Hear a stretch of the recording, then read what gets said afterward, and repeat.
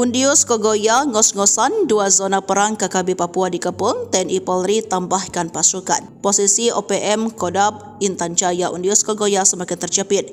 Ia semakin ngos-ngosan kabur dari sergapan pasukan TNI Polri. Untuk mengepung Undius Kogoya di 2 zona perang KKB Papua, Intan Jaya dan Paniai, TNI Polri menambah pasukan.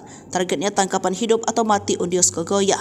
Dilansir dari Tribun Papua.com, Kapolda Papua Irjen Pol Matius Fahiri mengungkapkan bahwa pengejaran terhadap kelompok-kelompok yang selama ini berulah dan mengganggu ketertiban masyarakat khususnya di wilayah Paniai dan Intan Jaya masih dilakukan.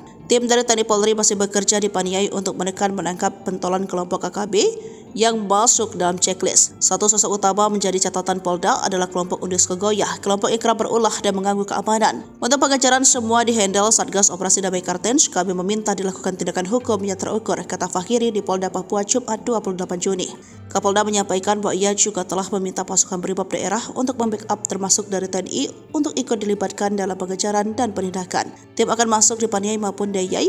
Mereka akan kami perkuat dengan beberapa unit pasukan termasuk untuk wilayah Intan Jaya, jelas Kapolda. Undius Kogoya kabur setelah markasnya di Kampung Wibida Kabupaten Paniai diserbu pasukan TNI Polri pada 14 Juni 2024.